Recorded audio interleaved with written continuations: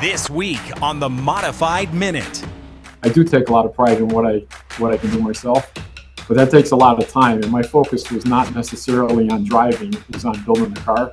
I started thinking about driving when I was driving to the track, And so I think maybe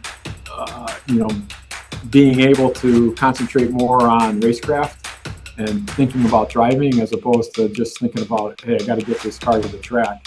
So we like to be live and in the moment, and it kind of goes back to the conversation we just had about the data. It's all useful to everybody involved, and it tries to be different. I would say New England right now probably has the most thriving content creator industry. People are well aware of the fact that I have stage 4 cancer.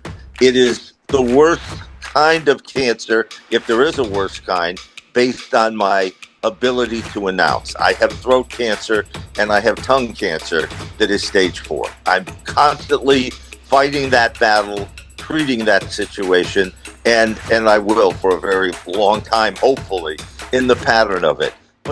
All that, along with Hot Dog of the Week and Throttle Down. So tighten those belts because this week's Modified Minute is next.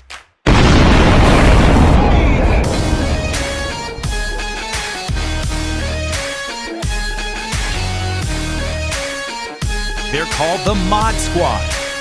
Ground pounders. The men that live by the grace of God and 600 horsepower. They are open-wheeled race cars, slung low to the ground and ready to rumble. Here they come to the stripe, down to the finish, checkered flag in the air. Bouncing your up the hill, here comes Salamito to the inside. Here comes John Beatty Jr. And off the corner, to the line they come. This is the Modified Minute. Go inside the world of modified racing with Jack Arute.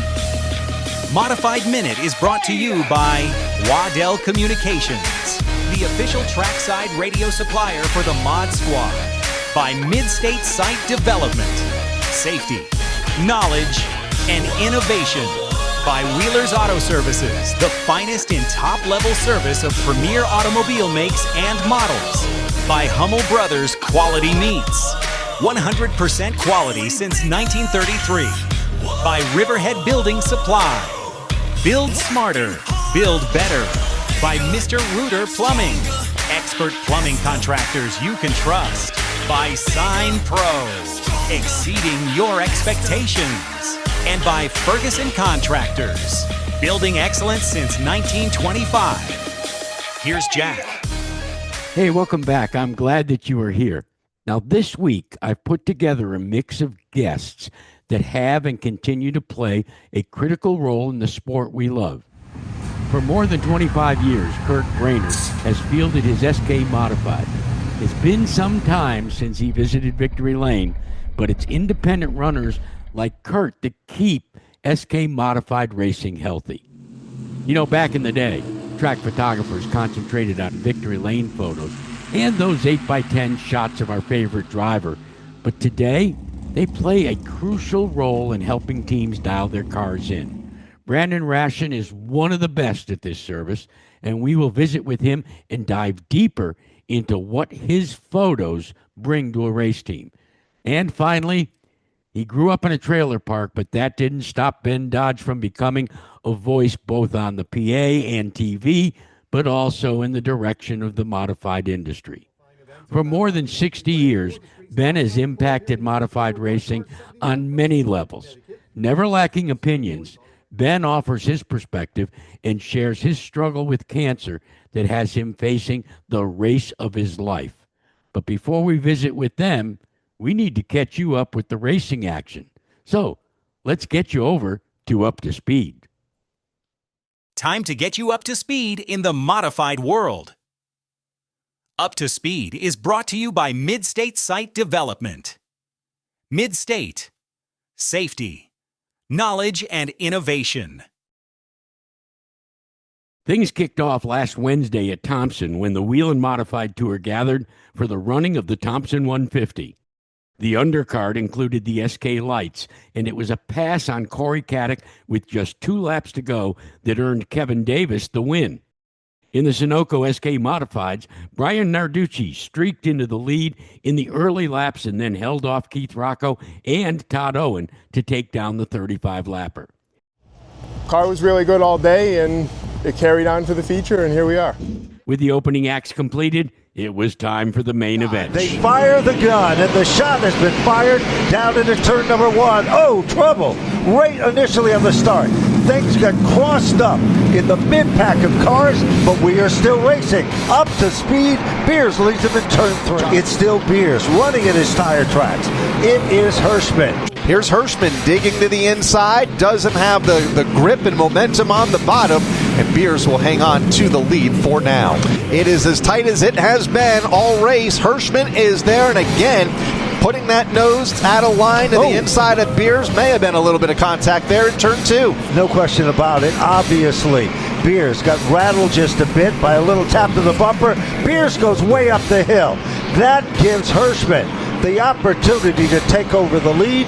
Matt Hirschman, the Bar Harbor Bank machine, is about to make a deposit and some big money on the line to win on the NASCAR Whelen Modified Tour with less than 1 lap to go.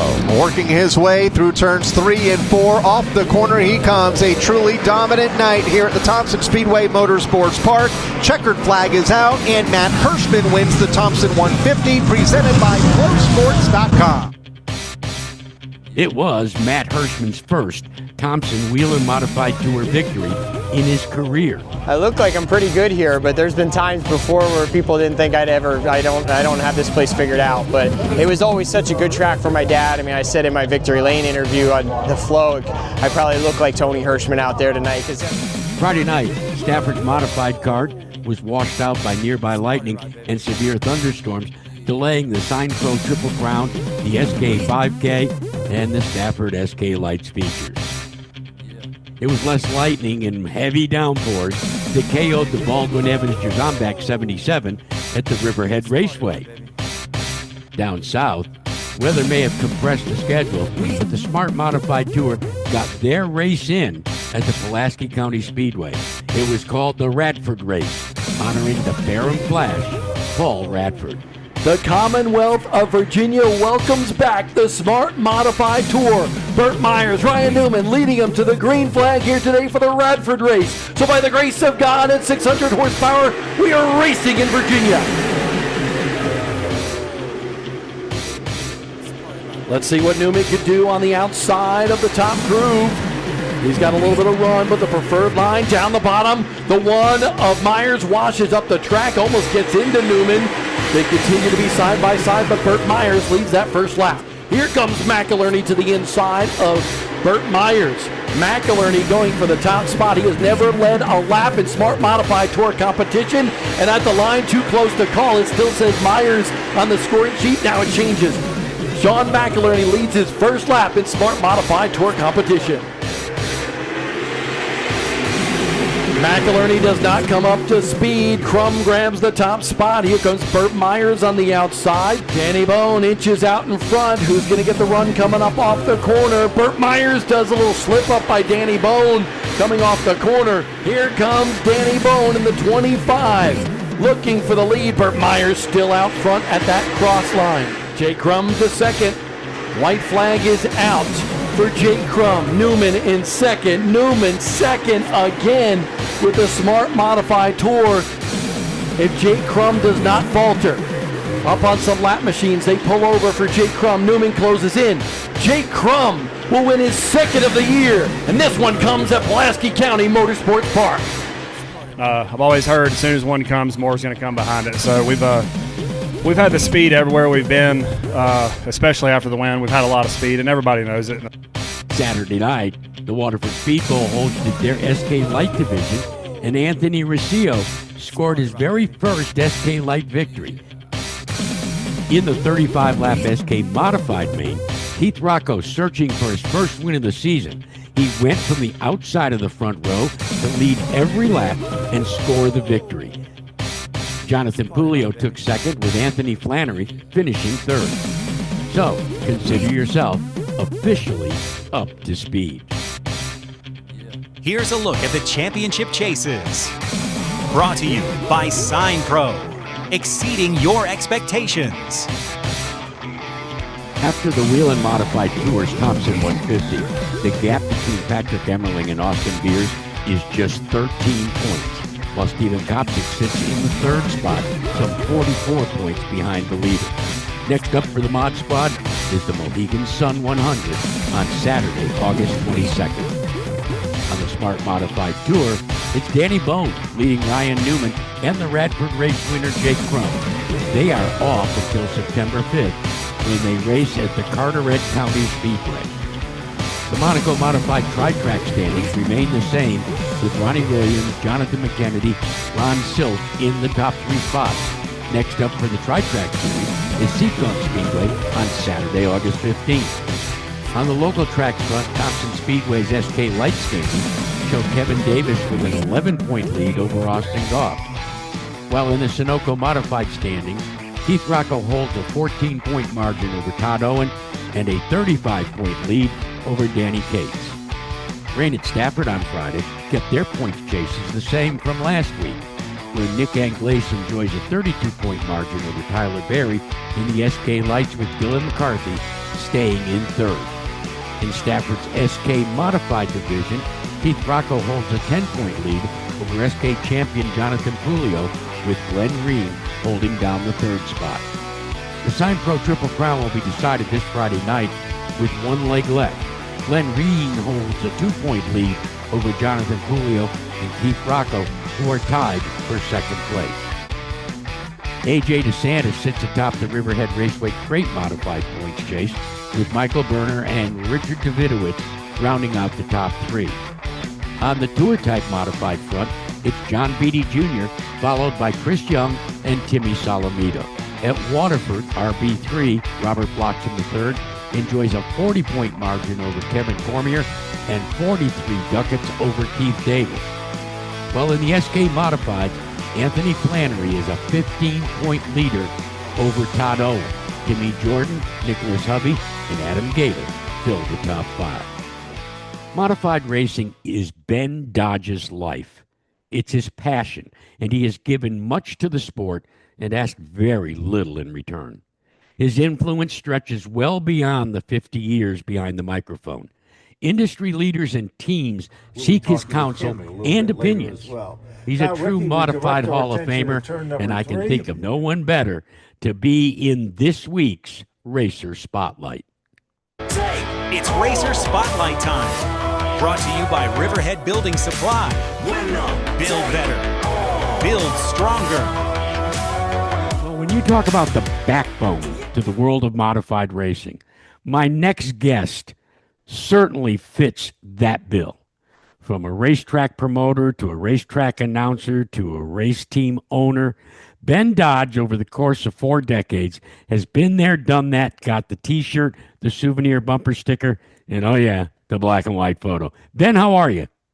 Good, thanks, Jackie. How are you? It's always a pleasure to talk to somebody who's been around as long as I have, by the way. Well, I knew you were going to talk about that. Hey, I want to go way back because you and I share a lot of the similar pathways to where we are today.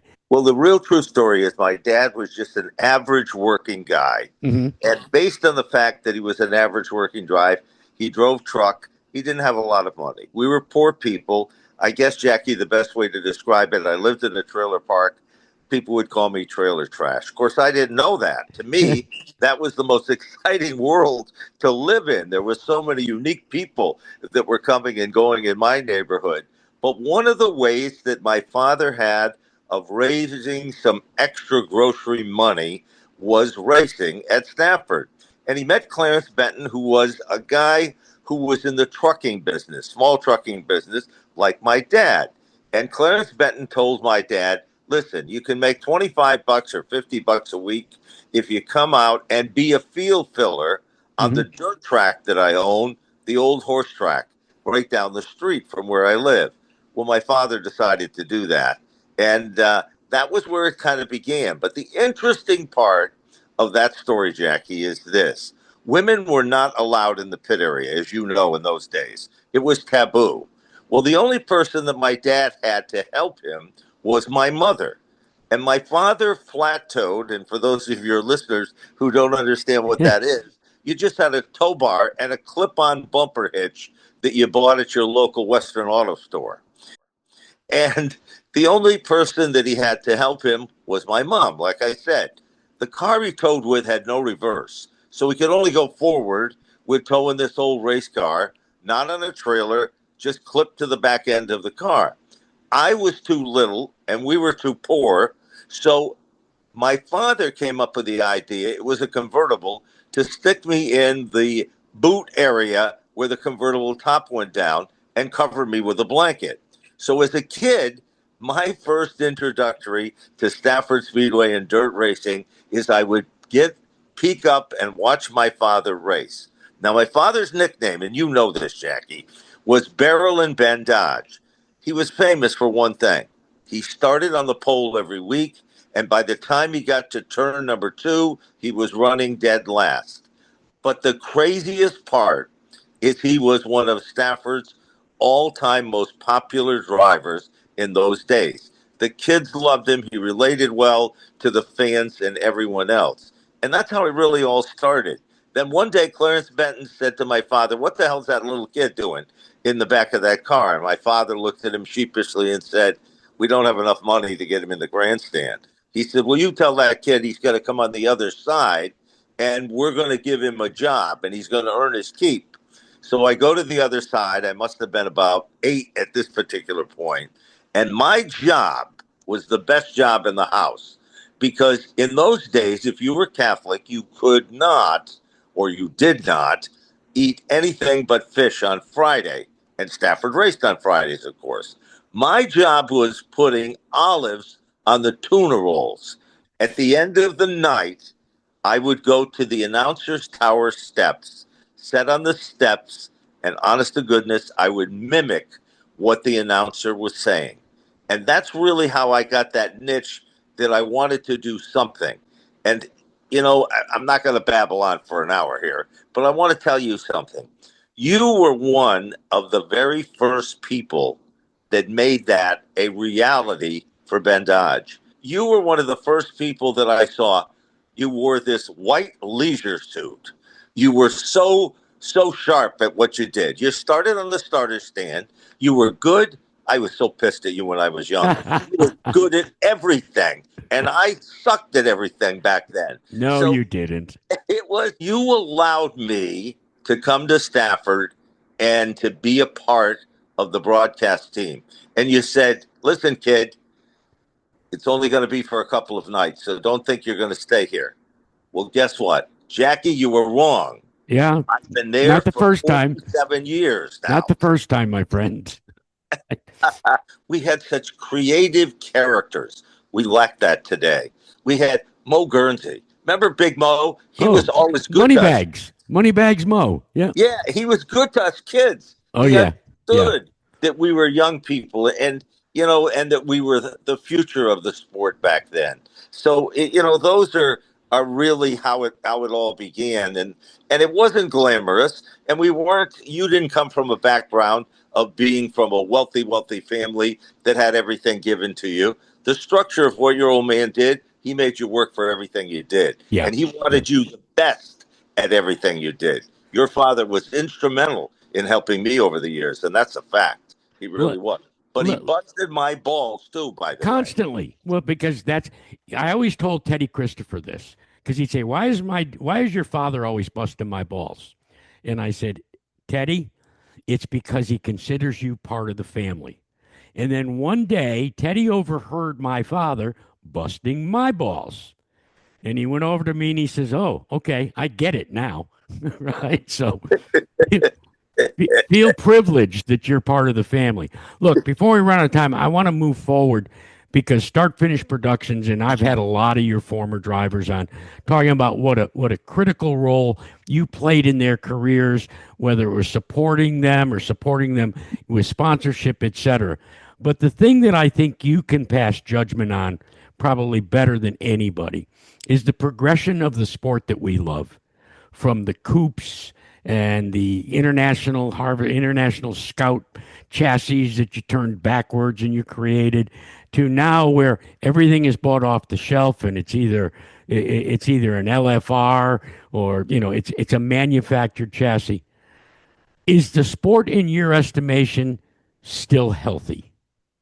I think the sport is healthy, Jack, but it's not healthy in the same way that we grew up with it.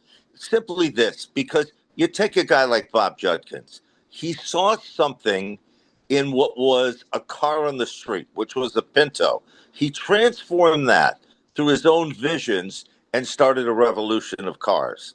Today's racer, you can't be an individual with your own style, your own setup, your own chassis, your own, all of those ingredients. It doesn't happen today. Does that make it wrong, what we do today?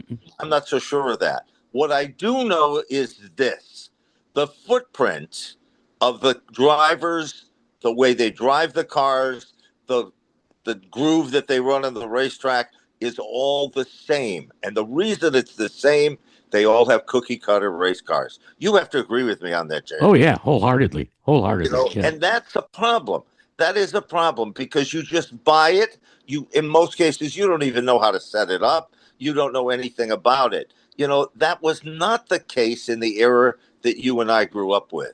It was never the case. You had to outsmart the guy. You went to the junkyard. You looked for a better component, and you were able to put that component either work or not work. We have lost that spark in the creative side of the sport. And I'm not just talking about the race cars themselves. The personalities have changed in the way that we look at them because of social media. I've always believed, I believe you would agree with me, you got to have white hats and you got to have black hats. Oh, absolutely. You got to have cowboys and you got to have Indians. You got to have heroes and villains. And we had our share of both when we were growing up.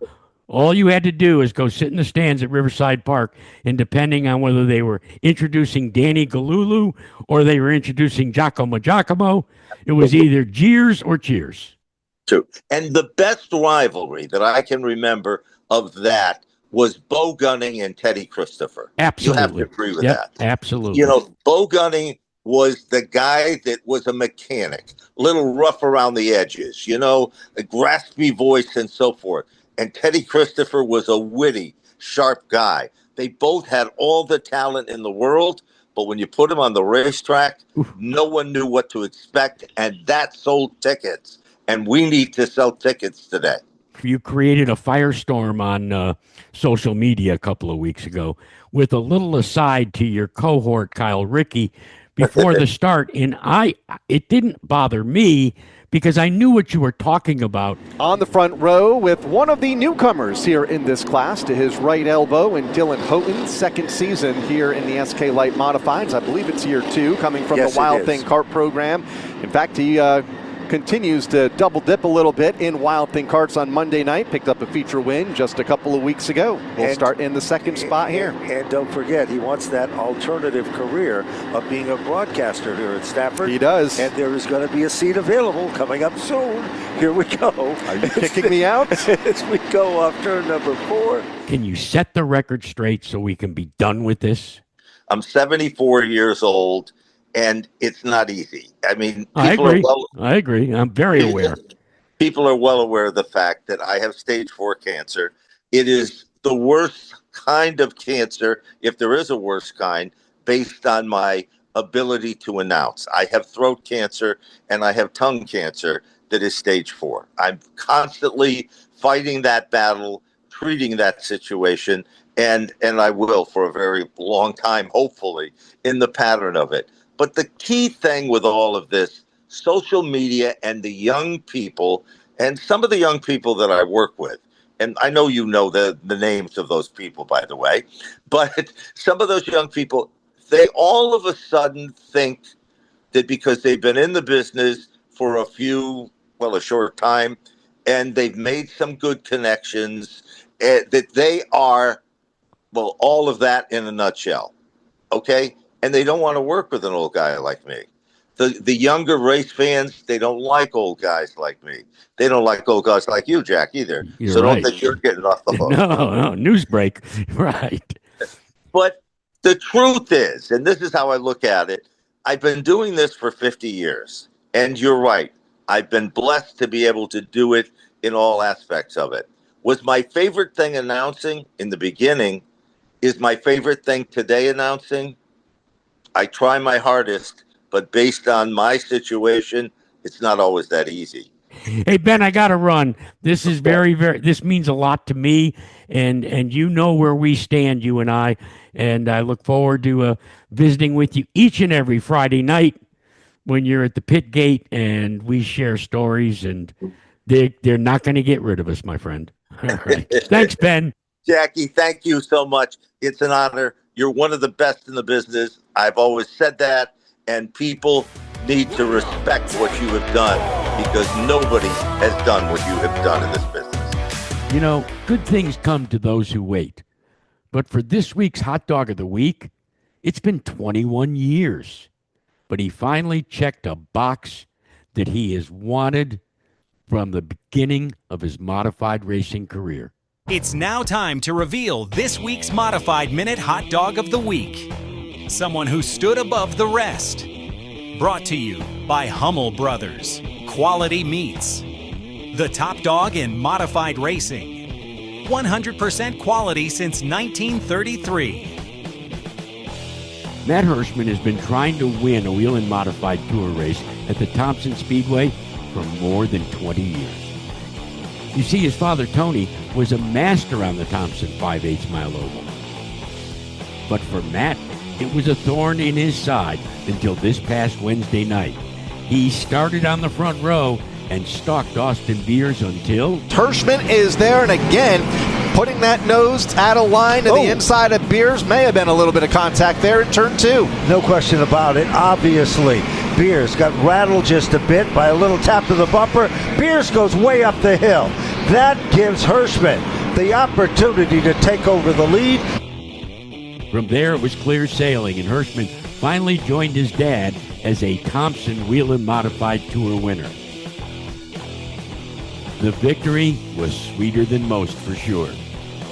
I look like I'm pretty good here, but there's been times before where people didn't think I don't have this place figured out, but it was always such a good track for my dad. I mean, I said in my Victory Lane interview on the float, I probably look like Tony Hirschman out there tonight, because I mean, he used to just go through the corners and off and whatever. I mean, I was either in the grandstands, on the pit box, and whatever. He was always just awesome here. It was one of his best tracks, and obviously he's not going to go down as one of my best, but at least I've won some races here, some big races, including a wheel and tour win, which is what he had a bunch of. Congratulations, Matt. You are Modified Minutes Hot Dog of the Week.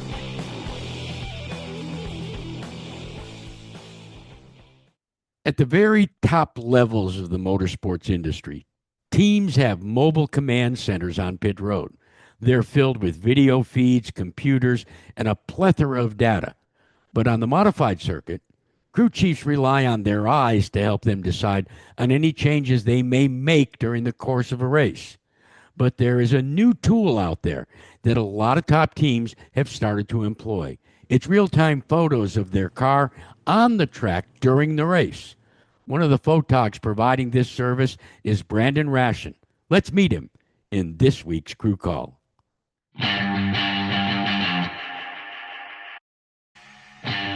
It's Crew Call, brought to you by Ferguson Contractors, building excellence since 1925.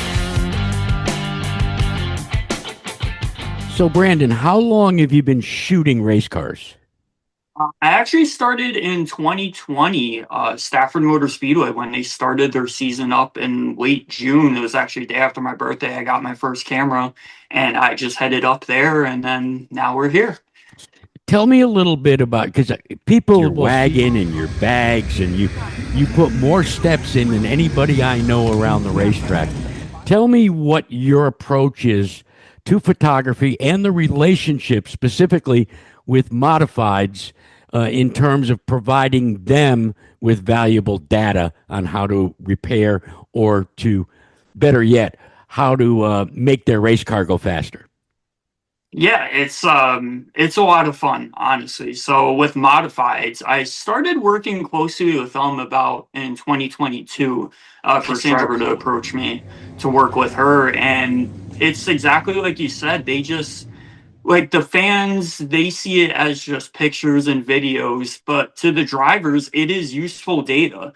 I've had drivers message me asking to do zoom ins on certain parts of their cars to see if shocks or something like that are moving around. I've had, whenever there's an incident, I'll usually send the footage the next day after, and they're immediately in the shop just taking the car apart, looking at the video to see where they went wrong or what needs to be fixed. Maybe something can't be diagnosed. And it's cool to just have like big names like Mike Christopher Jr. and John Pulio, Meg Fuller, all these big names like come up to you and say that they want you to represent them and work with them. I see you each and every week, specifically at Stafford, and you before the car goes out, generally put your head inside the window and have a little bit of a discussion. Tell me what those discussions are like. Yeah, I mean, so that's the thing that I've always wanted to be different is I think a lot of photographers, videographers, they just go there, they get their credentials, and they kind of just do their thing. And there's definitely nothing wrong with doing that. But what I like to do is I'm not just like the standard photographer or videographer. I like to be a friend to the drivers. I don't want to just see them as clients. I consider every single person I work with a friend of mine. So there's sometimes about, practices or heat races, but a lot of times it's honestly just us having fun, talking about anything else other than racing when you're at the track all day. We love to talk about music, video games, whatever. It's really, we like to have a lot of fun. And like I said, I've never referred to any of my clients as my clients. To me, every single person I work with is a friend of mine.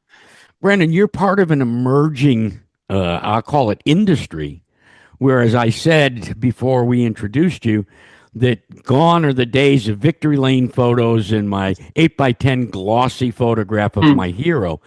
But some of your peers are actually providing input in real time during the course of a race. Do you do any of that? So we like to be live and in the moment. And it kind of goes back to the conversation we just had about the data. It's all useful to everybody involved. And it's just, it tries to be different. I would say New England right now probably has the most thriving content creator industry. There are so many of us at so many different tracks, just doing so many different things. And to be working alongside great people like Tom Morris, Noah Watts, who were at Stafford before me in a couple of my earlier years. And I have Tom at Fenceline, who I work extremely close with. And then I have friends like Liam Flynn and Sean Petlock who help me out every week. It's a whole group of us, and none of us see it as competition. We're all good friends. We all talk to each other. We all help each other when we can. Where do you think this is all headed? When you go to the upper tiers, be it IndyCar or NASCAR, you have so much data coming in, video monitors. I mean, it's a plethora, out there. Where do you see this industry headed? Honestly, Formula Drift, when they came to Stafford, that opened up a whole new world to every single one of us. The equipment they brought in was absolutely incredible. There is not a single inch of that track that wasn't covered in some sort of camera or some sort of data. And to see how they have like equipment that can just in real time measure data, not just cameras, but things off the cars, all of that. It opened up a lot of our eyes for some stuff maybe we want to try out. I mean, that week after I ordered some stuff. It's the industry is just, it's going to keep going up and up. And I think what's cool is that we have an industry that it's always going to be human made. You can throw in a little AI here and there, but all of us that work on it ourselves, we know that's not the way to approach it.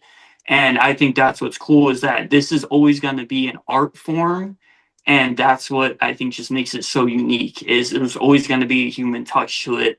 And seeing all this new technology, whether it's, these giant video boards or these smallest microscopic cameras that you could put on the driver's visor like you see in Formula One. It's just, there's so much new technology. It can be overwhelming at times to keep up with it. But when you get your hands on some of that new technology and you take the time to learn it, it's so unique. And that's what I try to do. I always try to provide just such unique content that you're not going to find anywhere else, where if you see it online, it's coming from me. Dale Hedgequist, when he was on, mentioned that while from his standpoint, the in-car camera isn't as helpful as he would like. He said basically the thing that he said he looked for vis-a-vis the in-car camera was hand positioning by the driver. Do you get any feedback from other folks about what they would like to see on the in-car camera? Oh, absolutely. So there's pretty much weekly, I'm swapping around at least somebody's camera positioning just a little bit. I've had a lot of guys tell me like, oh, could we just move it over to an inch a little bit just to see those hands a little bit more? There's actually a couple guys I work with where they don't want to see their hands. They actually only want me to put the camera on the roof as kind of more of an entertainment purpose, which is actually the next point I was going to bring up, is that it is that type of deal where the in-car cameras are valuable, of course, to the drivers, to the teams, to see the data they need to see, but then we'll occasionally put cameras on the roof where that's just pure entertainment. The track loves seeing stuff like that, the fans love seeing stuff like that. It's kind of that balance of, you have a couple guys that will come up to you saying, we need to see this positioning. I've even had guys have me set up cameras pointing towards their feet to see their pedals. So yeah, there's a lot of stuff we see that maybe the public doesn't see, but that I do provide for the drivers, that it's just all about getting the hand positioning, the foot positioning, even sometimes just looking at where the seat is in relation to the dash. Maybe a driver can't really talk about that to their team owner, so they have me set up a camera a certain way so they could kind of get eye level. Well, you do a great job. You're a very, very busy guy, and you're the tip of the spear of what I believe is the future in motorsports at the local level, and that's, as you say, videography and photography, and it's more about helping the teams better prepare their cars. Thanks so much for joining me here on the Modified Minute. Thank you. Anytime you want me on, I'd happily be able to do it. It's nice to finally get down and sit down and talk with you. I've seen you riding around all these years at Stafford. Always thought you were such a cool guy, and it's been such a ride. Like, I never thought when I first started here in June 2020 that it would lead me to opportunities like this, or working at Cletus, working at Formula Drift, working with Bobby Earnhardt a couple weeks ago. It's like you said, it's kind of been a lot of us on the New England side of photography are starting to kind of rise to more of that national level stuff. And we've just been working so hard at it. But I mean, no matter what, Stafford's always going to be my home. And I'm so thankful that the Arutes give me the opportunity that they give me. Marcello Refrano is nicknamed the Pride of Italy. In fact, he has a line of merch that touts that nickname. So let's go throttle down this week with the Pride of Italy, Marcello Refrano. This is Throttle Down time. Is our 10 away, 5 away, 2 away, the box green, clearing, 2 wide roll here. A little mix up behind you here, so 1 inside quarter. Take your line.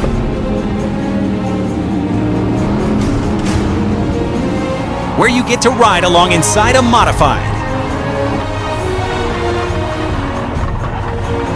Get ready here to get down. Clear low, clear low. Brought to you by Waddell's Communications, your Northeast trackside dealer for radios and repair. This week, you ride along with Marcello Refrano and his spotter, Brian Crowley. Everybody get ready. Freeway, 2, 1, go, go, go. Still out there. Still out there, half full.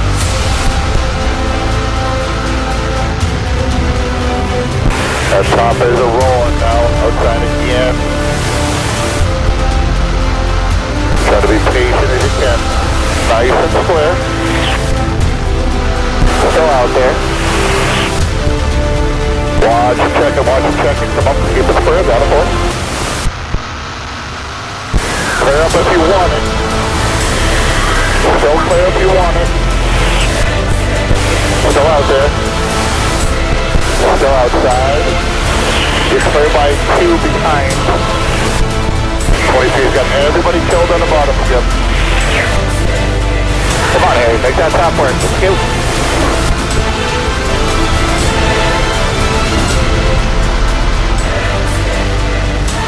Good. Got screwed on that first deal there. Shitty race, but good job.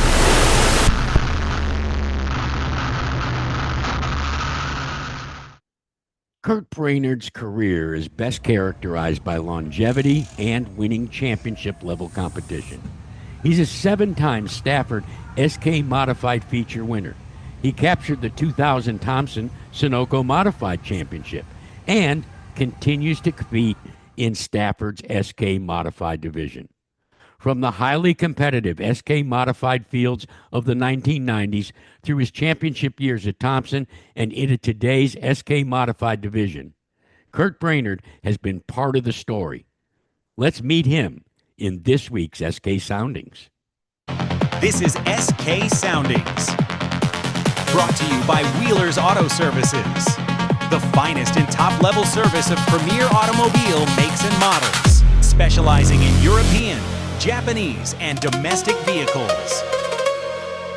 Well, Curt, welcome to the Modified Minute. I got to ask you, how long have you been engaged in this madness?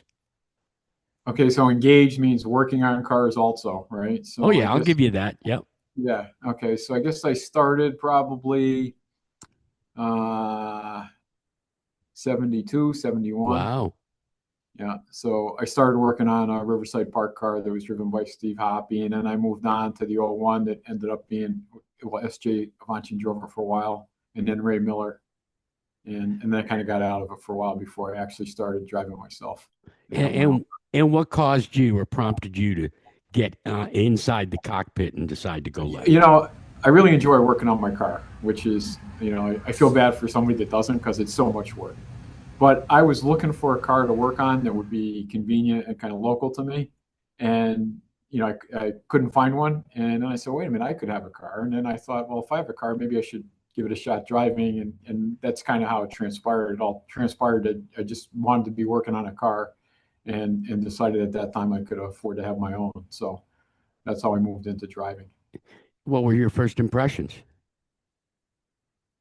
It was overwhelming, right? Because it's one thing to think you can go fast, and it's another thing to race, and so you go into it thinking that maybe you've got experience that you don't have, or I'm sure everybody is equally shocked nowadays. More of the younger drivers came up racing, so they probably never experienced like stepping into something cold. And yeah, I had raced go-karts, but nothing serious. Mm-hmm. It was more just informal stuff. So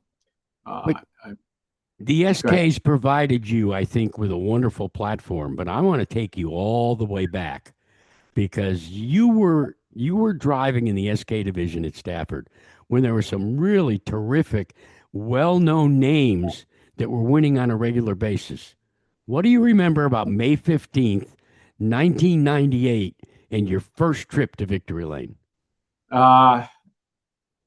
Well, I had finished second a number of times, right? And I kept, overdriving those last couple of laps. And I can remember Mike Christopher and Steve Chawanski being in the mix. I don't know who I remember the top four, I think, were shown on the scoreboard. I don't remember who they all were, but what I can remember is just, like it was really emotional because it was the culmination of a lot of work to get there. And, I started as an older driver, so it was probably a bigger challenge for me. And I don't remember a lot of the actual specifics of the race other than my crew chief at the time, Jerry Markowski, screaming at me for the last like 3 or 4 laps, protect the bottom, protect the bottom. That was the error I had been making previously, right? And so I wish I could recall every move in that race. I don't, right? But I recall the emotion after the race, and I'm not ashamed to admit I was crying and pretty excited that that all happened. You put together a pretty good 3-year run there, where you visited Victory Lane on a regular basis. What was the secret sauce for you and your car?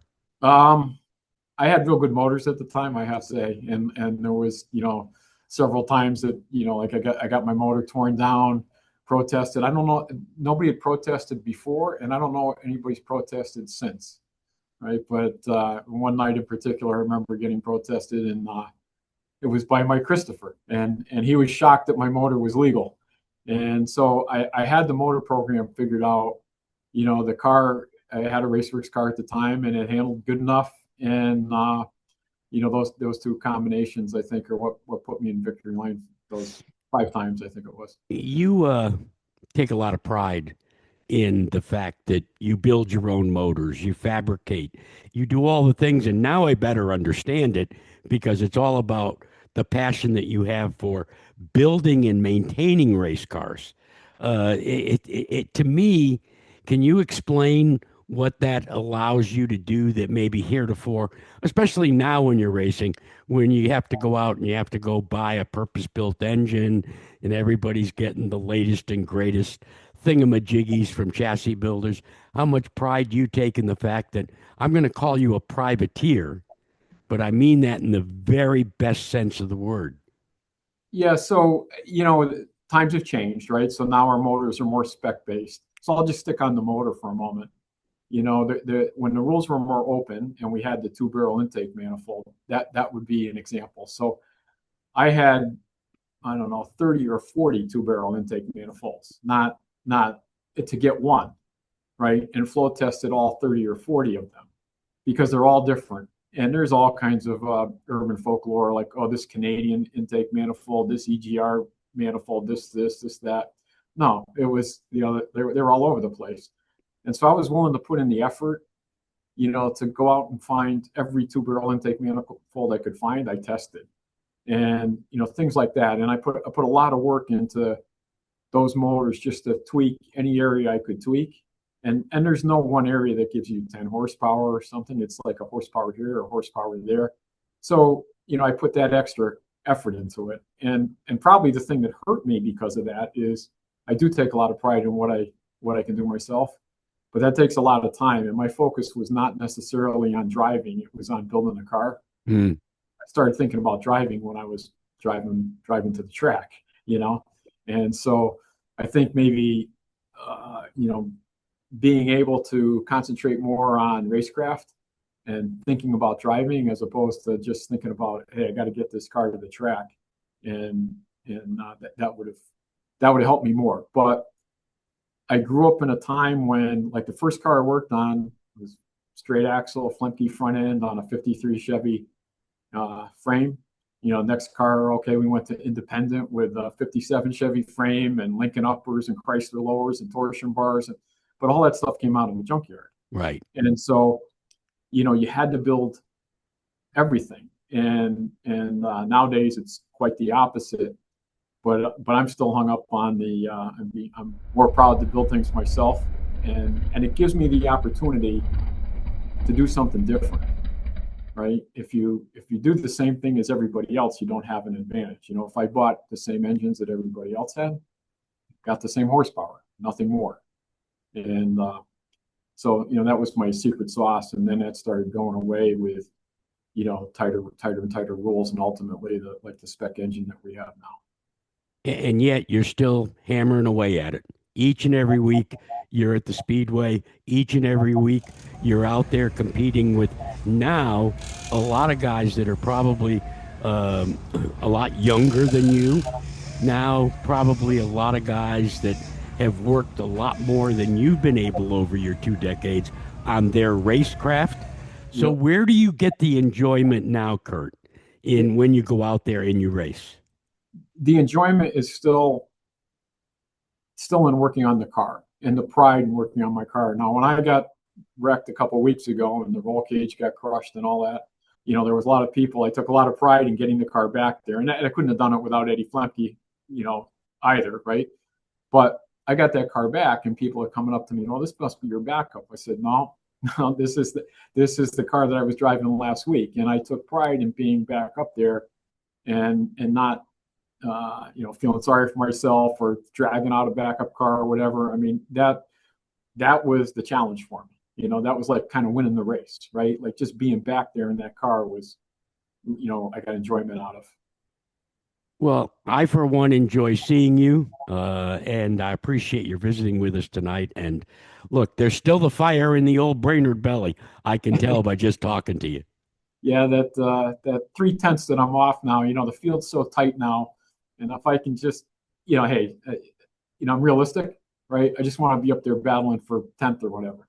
And so I'm still working at it, and plan on working at it next year also. So it's still fun. Well, as long as it stays fun. I said that to you the other Friday night. Thanks so much for joining me today, and best wishes for the rest of the season. All right. Thank you, Jack. Thanks for having me. Last week you heard from Anthony Flannery as he shared his passion for modifieds. Well, this week he joins me for this episode of Either Or. It's Either Or, where our guest must choose one or the other.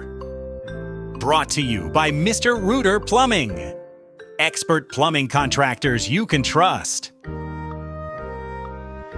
All right, Flannery, you're the next victim for Either Or.